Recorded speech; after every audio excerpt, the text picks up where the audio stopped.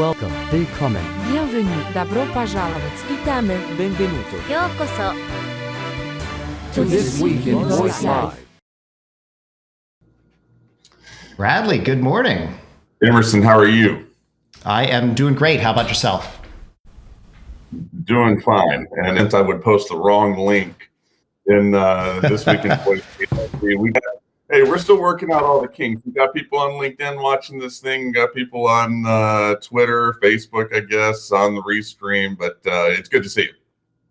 Yeah, nice to see you as well. Where are you today? Looks like home, perhaps? Yeah, I'm in Homewood Suites here in Nashville, Tennessee, and good to be back here as a tourist. I moved over the pandemic. I'm here all the time, but it's weird not to have a house here and to be living with somebody else. So here we are. Very nice, very nice. I guess Homewood Suites is like a home away from home, perhaps. Sponsored bit here. Yeah, so thank you everybody for joining. Happy Friday. Glad to have you here with us. In terms of agenda today, we're going to talk about some interesting news from the last week. We have a really exciting interview we're going to be doing with Nolan Bushnell and Zai Ortiz. And we're going to be playing our third round of Dictionarium with you, audience participants, as the guest judges. So if you'd like to participate, go ahead and pull up on your phone jackbox.tv, and we'll give you the secret code, and you can help us judge what a new word would be. So without further ado, let's talk about some news. So I thought I would start this week with the reveal of the Amazon Vesta home robot project. This is something that has been in development since April of 2018. It comes out of the Lab 126 team, which is sort of the Amazon high-tech skunkworks team. Anybody who has never had the opportunity to go and visit any of the Lab 126 locations, they are more locked down than many of the military bases that I visited. They really take security and secrecy pretty seriously there. And so this project has had some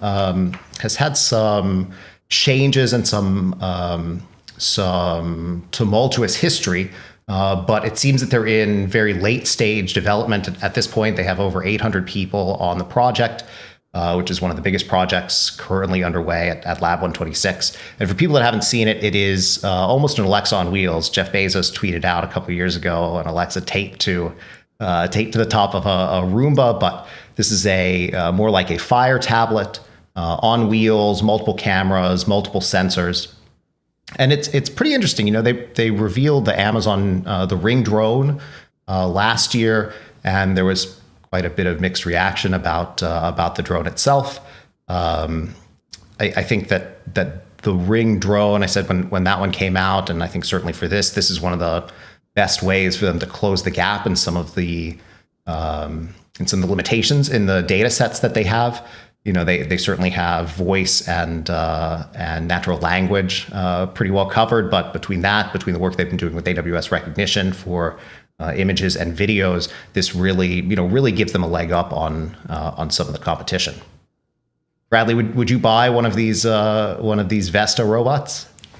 Oh, geez, probably, but only because I work with all these companies. It's like I don't know if I would buy it if I was just a consumer. I think we're going to see once we go through another cycle of Alexa device buying later. As we get into 2021, we're gonna start to see the full depth of reaction to big tech. Because if we don't see any delta in buying Echo devices, which include something like this robot, then hey, maybe it's all overblown. But I suspect that's not what we're going to see. Yeah, I mean, I like my house is multi-story, so it may or may not serve the intended purpose. But I like the idea of being able to have a video call with my family, or even a meeting with my team, and be able to walk around the space and have it follow and continue to keep me in frame. I do think there's a bit of a trust gap that they have to overcome, but they've certainly gotten more than half of the households in the United States to put their devices in their homes already. So it seems like they're off to a good start. Yeah, we'll see if they can keep it up. I want to shift gears and Yeah. talk about education a minute. And how do you put something in the chat? There should be a chat window on the left-hand side. I'm sorry, on the right-hand side. Is there I see where people are chatting. Well, I won't worry about it. I'll just read this headline. I can put the link in there if you'd like. Oh yeah, if you don't mind. Mobile technology helps give voice to nonverbal autistic children during the pandemic. So there's a couple of things I love about this article. First of all, not to be glossed over, is who is reporting it. Some random WBIU.com news sports talk for South Central Indiana. Okay. So this isn't TechCrunch or CNET. This is some random group of folks. And I love that. That is exactly the type of thing that heralds health of the voice market, that you get the rank and file of America talking about this rather than just these elite silos of tech-minded individuals. So that's number one. Number two, I love what this story is actually talking about, which is that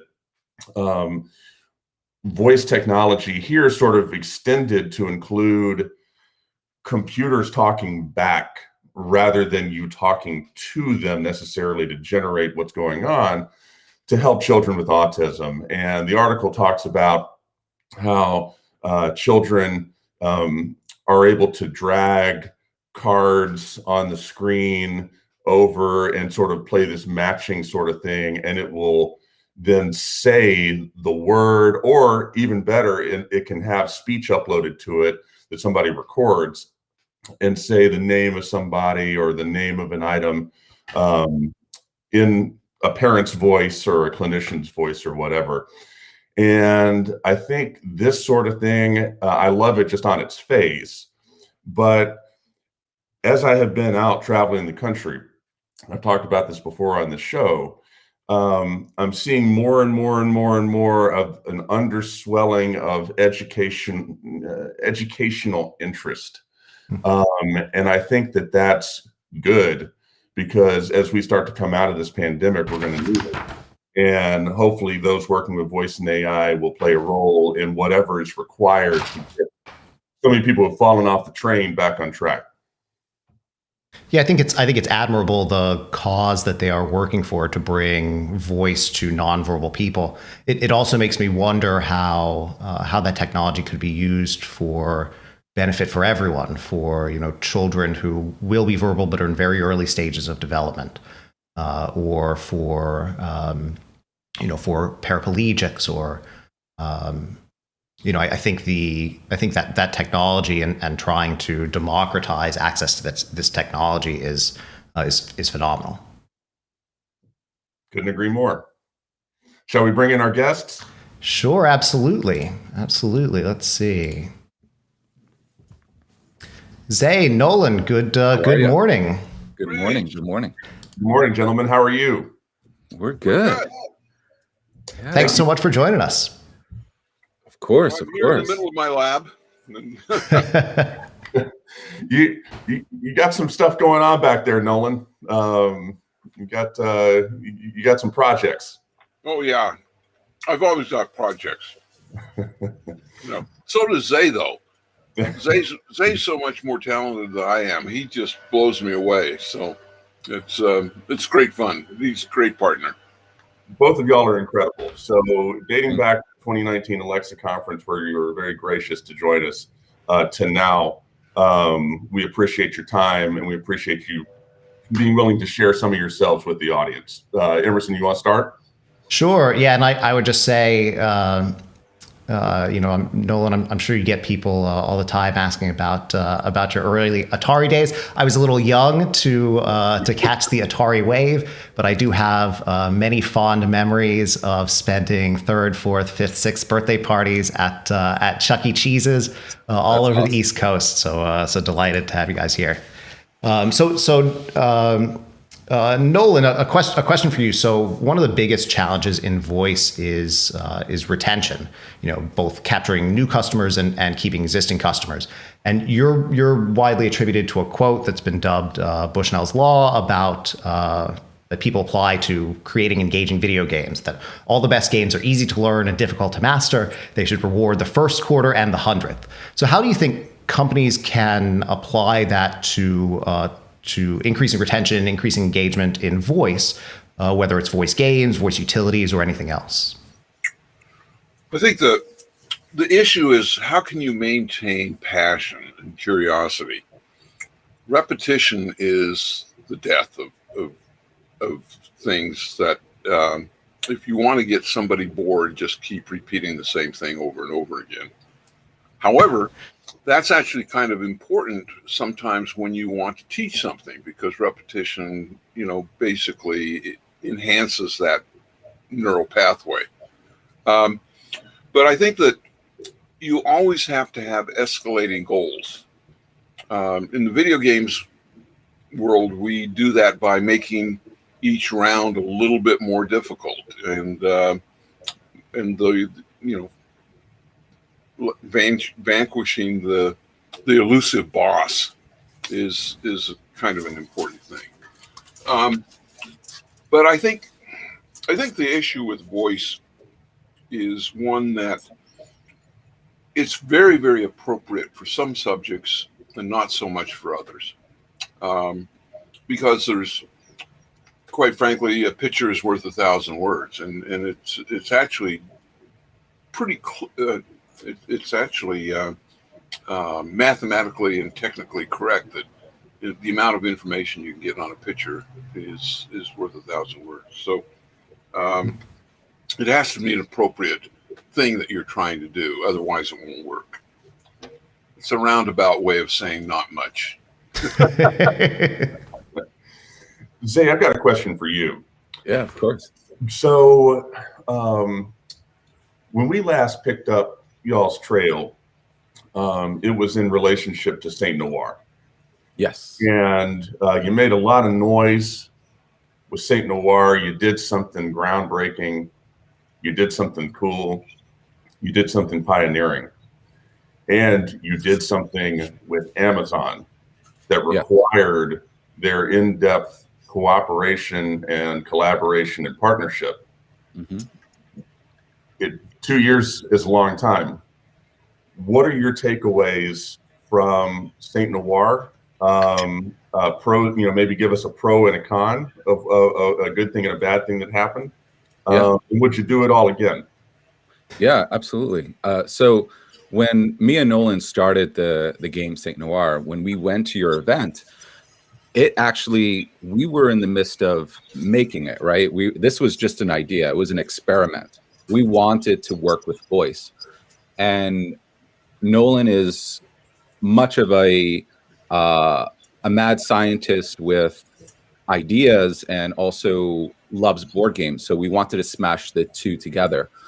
And how that came about was we started experimenting and we got into murder mysteries, and we wanted that to be our subject.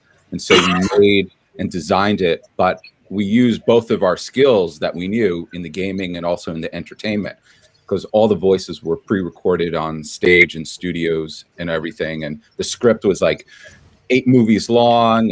I mean, when we first made the game, it was like an hour-long game. It was too much for a regular consumer. So we consolidated it down to like 20, 30 minutes and asking like 4 or 5 questions. Our limitations was really is what Alexa could have done at the time. Like, we had a whole bunch of questions, and we actually finished the game and we contacted Amazon at the time and said, hey, we made this game. They were like, what?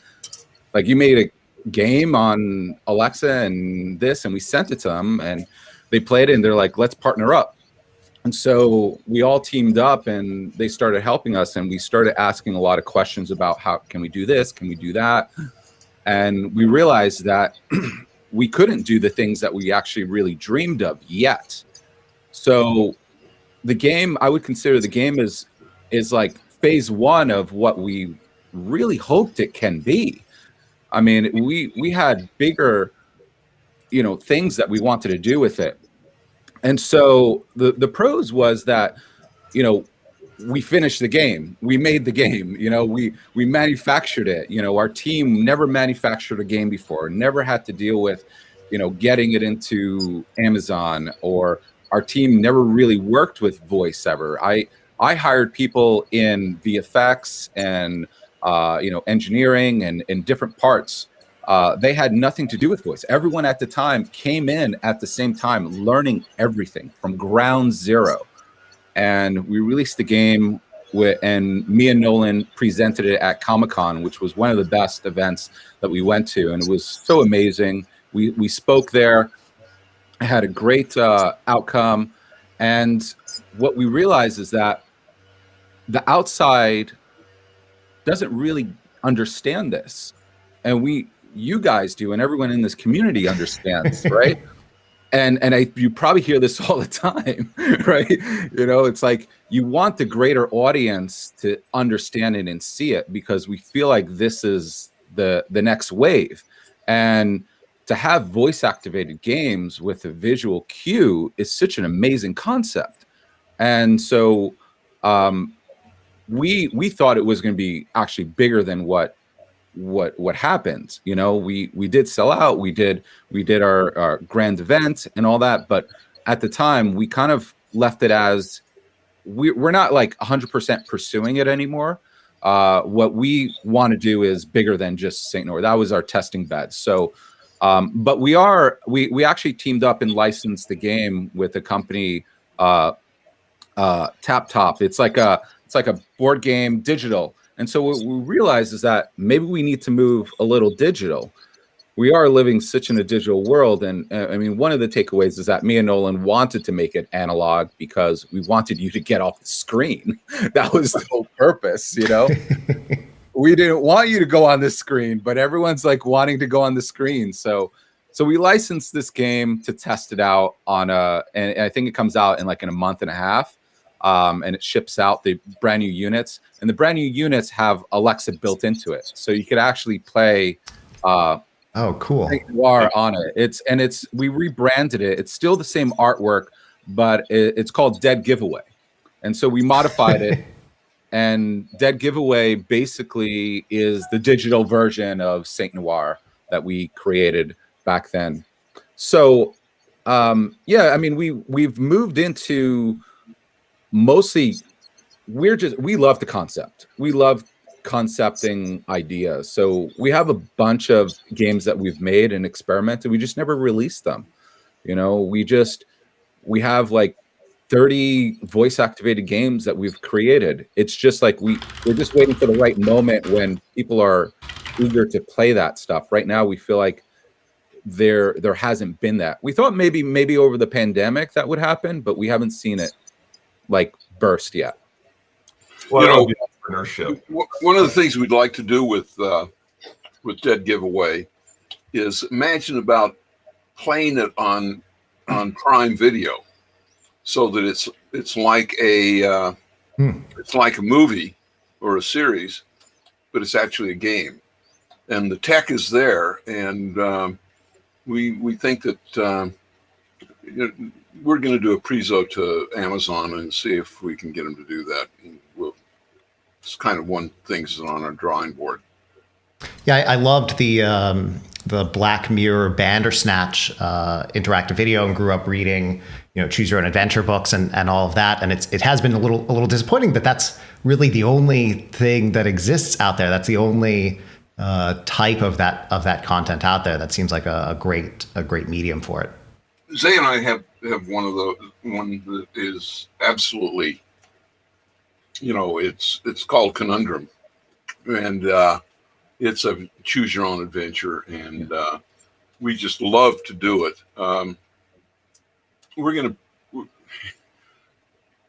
The problem that we have is we've got too many ideas and not enough hours today. We actually presented a little bit of that, Bradley. Back then, we gave a sneak peek of what we were working on with Conundrum, and we've gotten a lot further along, but it's the same thing. It's like, when is the right time to release something? We want to Saint Noir was that testing bed, and feel like, okay, that went good, but not like way we wanted it to. We want to release other games, but we want to release it in the right time. I do want to answer a question for John that asked, what's the biggest limitation that you ran into? I would say the biggest limitation, one thing in our game, if I pinpointed to Saint Noir, was calling out the names of the people in the game and not saying Alexa. That's a pain point for me. So we asked that we want it just to be custom with the names. That would have just sweetened the deal with the game for me, just the immersiveness. Also, at the time, we weren't working in layers in audio, which that was a, when you're doing sound effects, rain and audio and all those, and then outputting that and smashing it, and the quality, like this was like Adobe sound quality. We were doing this in a studio. It sounded amazing. And when we ran it through, it was like, it still was good. We got the best quality. We just like had to go through so many versions to make it perfect. But nothing like it if you were just in the studio with me. It was like wow. So those are the two things to make the game a lot better. I would have, I think the script is amazing. The script could be adopted into a movie easily. I mean, this thing was outrageous if you read it alone.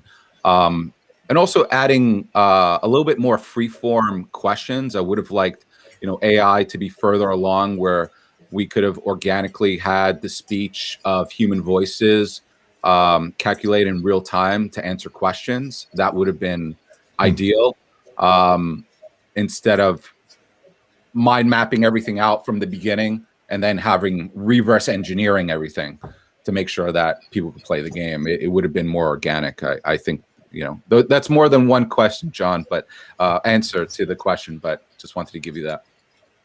Well, we had some good comments from Sarah Andrew Wilson who has some stellar voice games out in the market. She and the Matchbox crew have done some phenomenal work, so she might have a good idea, a good solution to some of those challenges. Good. So, gentlemen, it's been great. Are we ready to play Dictionarium? Yeah, let's do it. So I see that Zai, you are in. Nolan and Bradley, if you guys can head to jackbox.tv. I pasted the code in the private chat, and then once I see that you're in there, I'll share it, and everybody in the audience can join as well. Okay. Now I do that in a separate browser, a separate window. Yes, you can do it on your phone or on your PC. Okay. Nolan and Zai, I've lost this game every time. And for anybody in the audience, if you head to jackbox.tv, we will share the secret code. You can join in as guest judges as we try to come up with a definition and usage for a made-up word. The one thing to keep in mind is that there is about a 15-20 second delay between what you see on the screen here and what you will see in the browser. And so if you want to judge along, pay attention to your browser so that you don't get timed out and you can actually vote. And then you'll hear shortly thereafter what the results of all the voting was. All right, looks like we are in.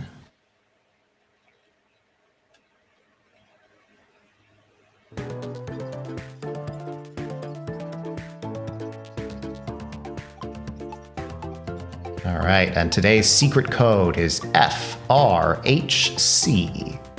That's FRHC. Everybody is in, so we will go ahead and kick this off.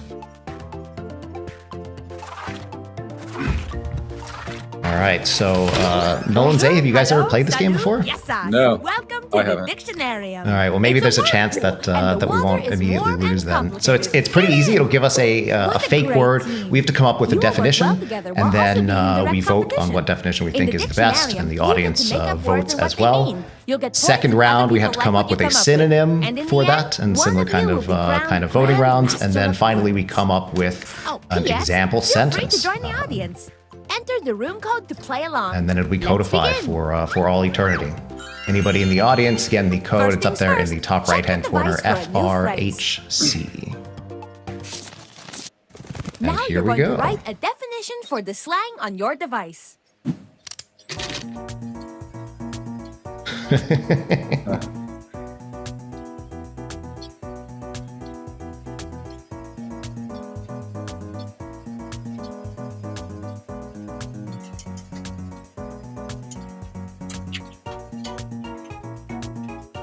I believe that you can do this. Of course, I believe in a lot of wacky things, like a dog who can do Irish dancing.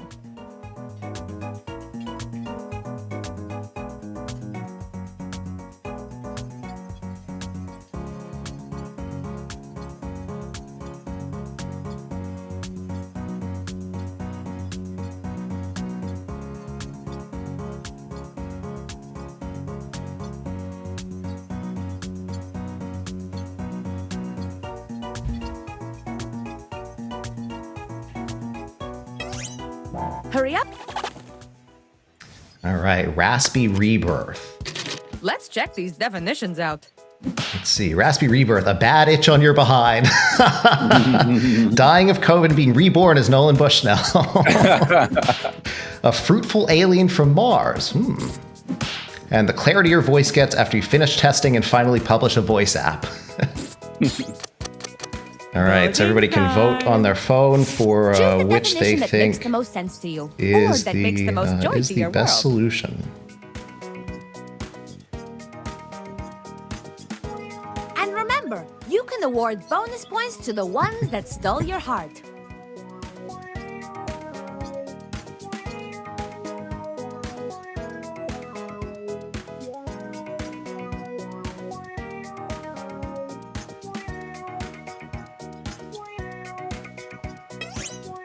Someone still Coming has down not to the wire. voted. That person should vote.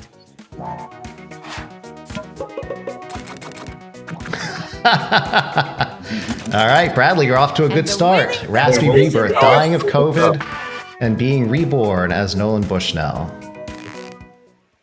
That's a raspy rebirth.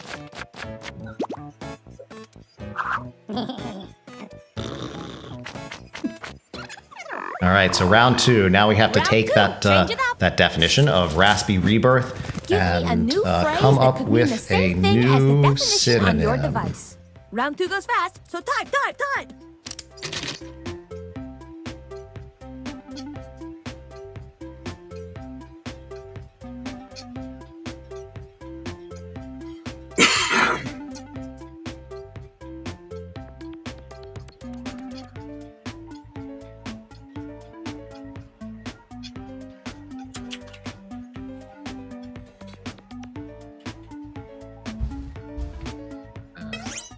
You must submit. You must do it now. Uh-oh. All right, so we've got raspy rebirth, dying of COVID, being reborn as Nolan Bushnell. Let's check them out. Is that also termed, Pick the phrase again, that best Chucky fits the wheezing or achieving Noirvana?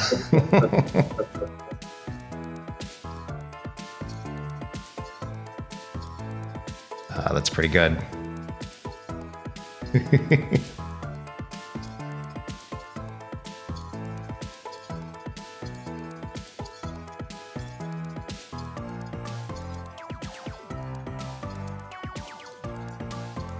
The cop in Saint Noir, I think, has a raspy rebirth as well. He does. He's a heavy smoker. Yeah, I was gonna say you can almost one of the things I like about Saint Noir is how When well there is a tied tie, together the winner is the red. audio, the Sorry. visuals are. You can almost smell the cigarette smoke on his breath when he's talking. Oh, and Bradley takes a meteoric lead. This is it. This is How are you going to win it, Bradley? Time to use this slang in the sentence. All right, and final round. Have to Write a use sentence with your new piece of slang. achieving Noirvana in If a you can't remember what the sentence. sentence is, it is a string of words connected by spaces, like beats on a string, or cars in a train, or words in a sentence. Oops.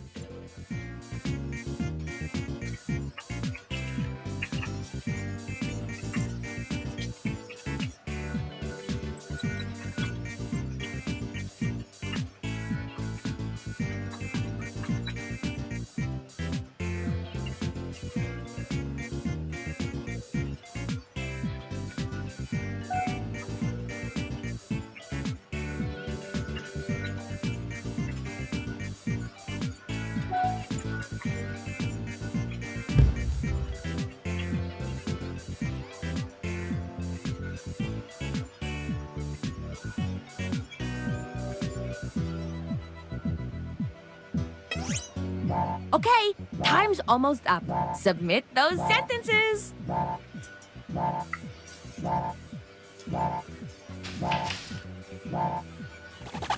Oh, I ran out of time. Oh well. Yahtzee! I want to see these.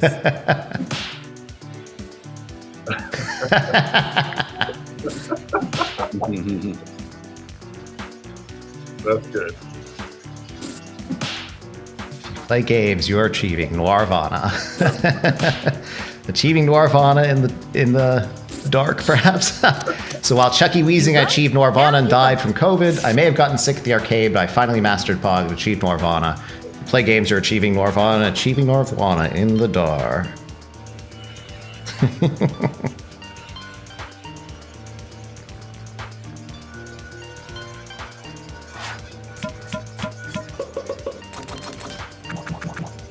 Wow. The votes are That in, was only and the half. winning I had a sentences. good second half of that first. You Yeah. guys are so much better at this than I am.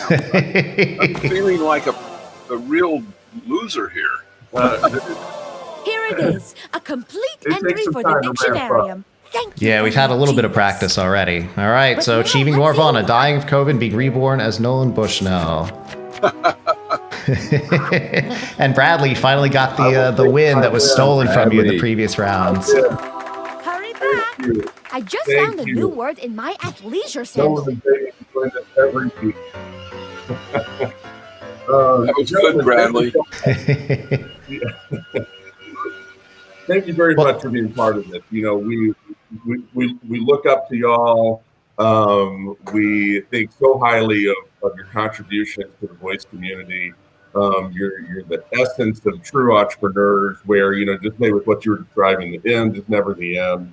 Even with something like St. Noir, it's how to continue to leverage it. And thank you for joining us today. Yeah, course. thank you guys so much. Thank you. We look forward to seeing what's coming out next for you guys. The best is yet to come. I can tell you that. Yeah.